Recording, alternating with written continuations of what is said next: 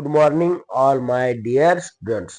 विद्यार्थी मित्रांनो, do you want learn English? Yes or no? जर तुमचं येस असेल तरच पुढे व्हिडिओ बघा. मित्रांनो बघा, या जीवनामध्ये इंग्रजी शिवाय कोणताही आता दुसरा पर्याय उरलेला नाही. का बरं? सर तुमच्या हातामध्ये बघा हा मोबाईल आहे.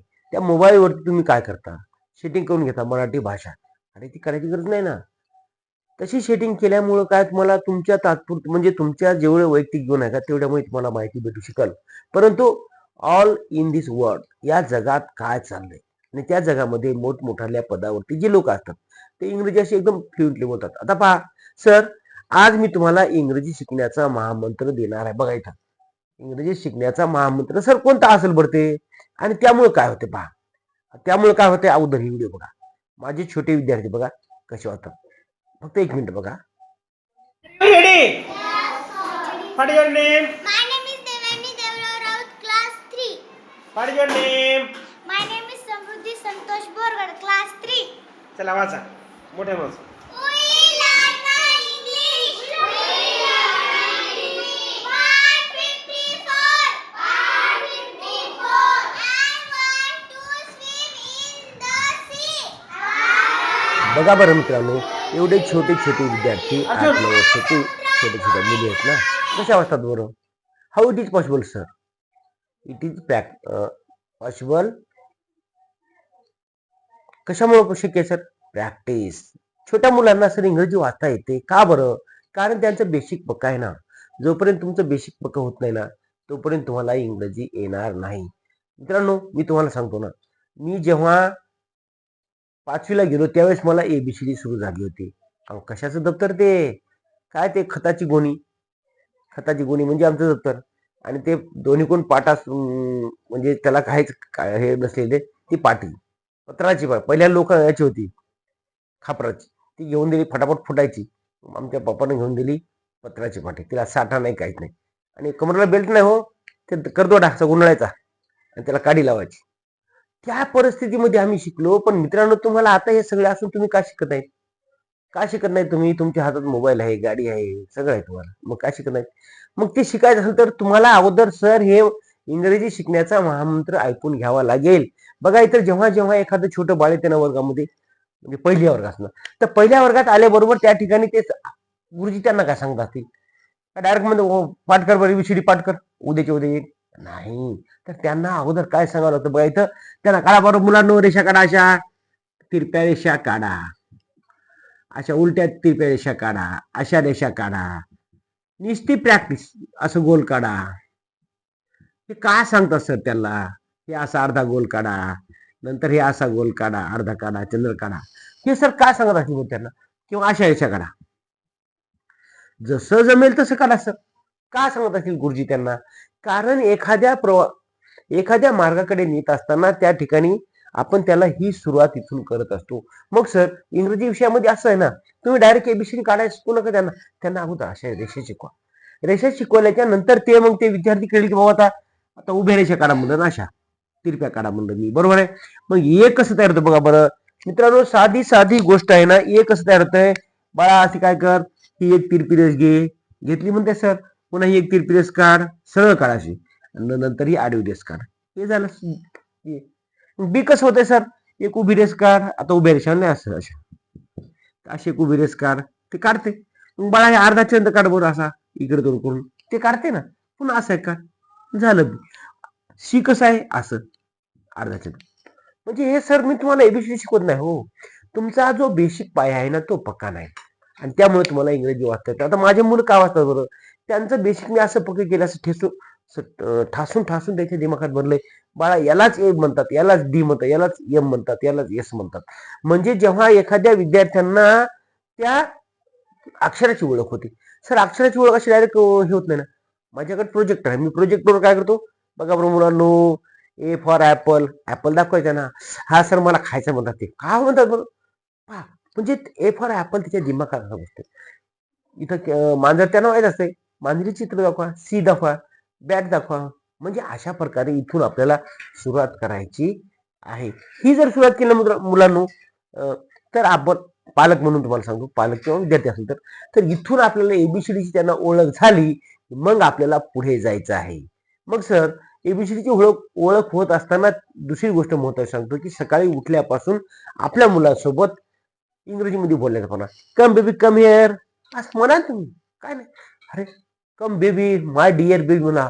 डिअर डिअर म्हणजे प्रिय. कम बेबी असं म्हणलं ना, लाडा म्हणा come baby come my dear baby असं म्हणलं की ते बाळ असं पळत येते.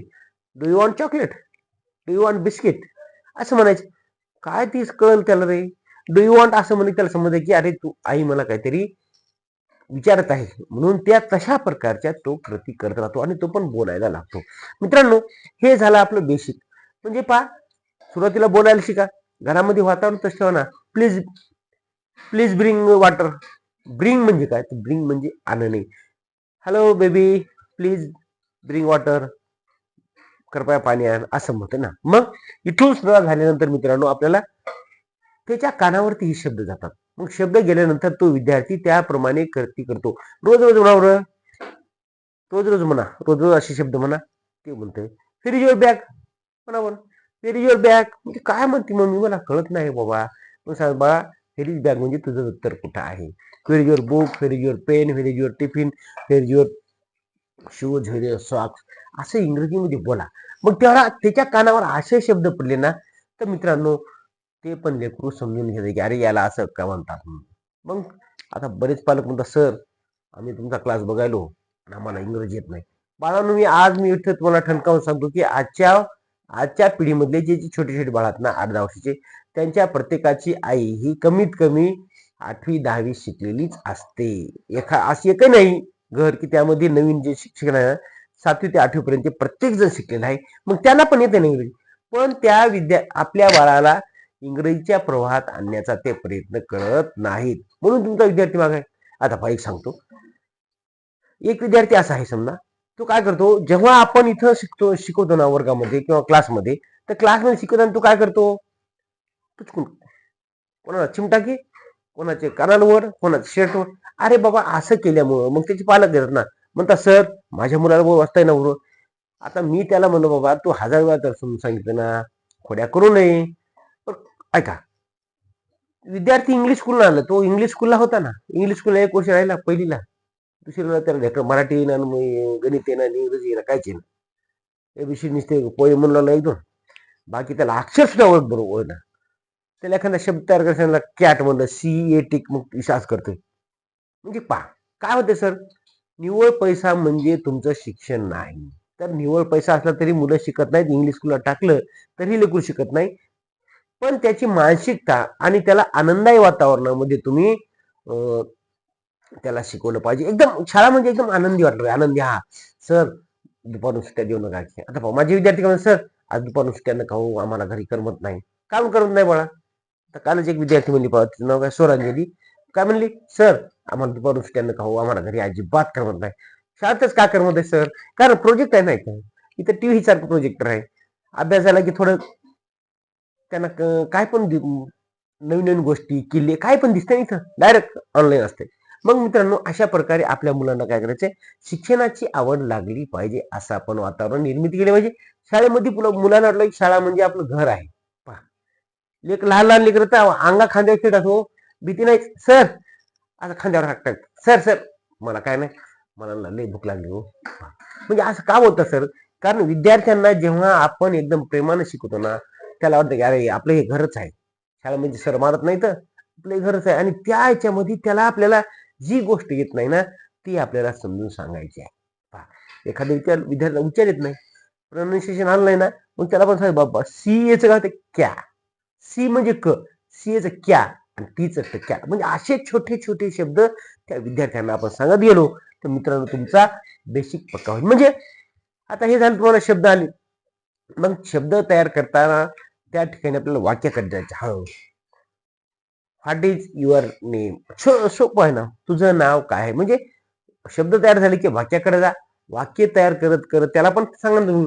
आता पहा आय लाईक, आता सोपं एक सांगतो, आय लाईक पोटॅटो नाही, I like apple, I like banana, I like mango, I like orange. म्हणजे आय लाईक फक्त साधं सांगतो तुम्हाला, नुसतं आय लाईक म्हणायचं. काय इथं पहा, आय लाईक मँगो. आता याच्या मुली वाचल्या ना, सुरुवातीला तुम्ही व्हिडिओ बघितला त्यामध्ये त्या मुली पहा, त्याला सांगितलं ना मित्रांनो आय लाईक वरती 100 वाक्य 100. सर मग पुन्हा आय वॉन्ट ऍपल. काय म्हणत मला पाहिजे, वॉन्ट म्हणजे पाहिजे. आय वॉन्ट ऍपल, मला ऍपल पाहिजे. I want pen, I want book, I want काय पण लिहा ना सर, ज्या ज्या वस्तू आहेत ना, खायच्या असो खेळायच्या असो. I want cycle, I want motorcycle, I want car. एवढे शब्द सर त्या लेकराला कसे सुचतात. त्याच्याकडे छोटे छोटे पुस्तक आहे ना, त्या ते पुस्तकात बघा हे काय बाबा, हे आंबा आहे, हा पेरू आहे, ह्याचा शब्दाचा तो अर्थ घेतय. आय वॉन्ट म्हणतोय, आय लाईक म्हणतोय. आता आय कॅन डू इट, मी करू शकतो. काय I can climb a tree, I can swim in the river. पहा बरं पहा, आय कॅन. आता I can swim in the river. मग सर आय कॅन म्हणलं की मी करू शकतो. I can read English, I can write English, I can speak English. मग आय कॅन वरची वाक्य म्हणलं तर करतात सर 100. तुम्ही तुमच्या मुलांना असं करायला हो, मी सांगतो कशामुळे एवढे जीव तोडून तुम्हाला, की तुमच्या मुलांना अशा प्रकारची प्रॅक्टिस घ्यायला सांगा. तुम्ही करायला ना, तुम्ही जर या स्टेपवर असती सुरुवात इथून, नंतर एबीसीडी, नंतर शब्द, नंतर वाक्यापर्यंत जा, 100% तुमचा मुलगा आहे ना 2-3 महिन्यामध्येच इंग्रजी बोलू शकतो. बोलतो तर आपण घरच्या अवतारणामध्येच, परंतु ते वाक्य सुद्धा करू शकतो ना. 8-10 वर्षाचे लेकर करतात ना. तुम्ही समजा किती 8वी-10वी ला असतील मला माहित नाही, तुम्ही व्हिडिओ बघणारे. पण इथून सुरुवात करा बेसिक पासून. Basic is the most important in English language. Nothing is possible in this world without practice. काय बोलतो मी, या जगात प्रॅक्टिस केल्याशिवाय काही शक्य नाही. सर मी तर 10वी ला असताना सांगतो ना, मला 10वी ला गेलो तेव्हा मला 10वी ला मार्क किती होते पहा, 50% असते इंग्लिशला. मग नंतर सर हळूहळू मी जेव्हा नवीन नवीन पुस्तकांचा अभ्यास केल्यानंतर मी आता या ठिकाणी तुमच्यासाठी उभा आहे, हे जे वाक्य लिहितो हे सर आपोआप झालं का ते नाही. Without practice nothing is possible in this world. म्हणून सांगतो मित्रांनो, अशी प्रॅक्टिस करा. आणि व्हिडिओ आवडला तर नक्की आपल्या मित्रांना शेअर करा. Sharing is caring. Thank you for watching. धन्यवाद. Good bye.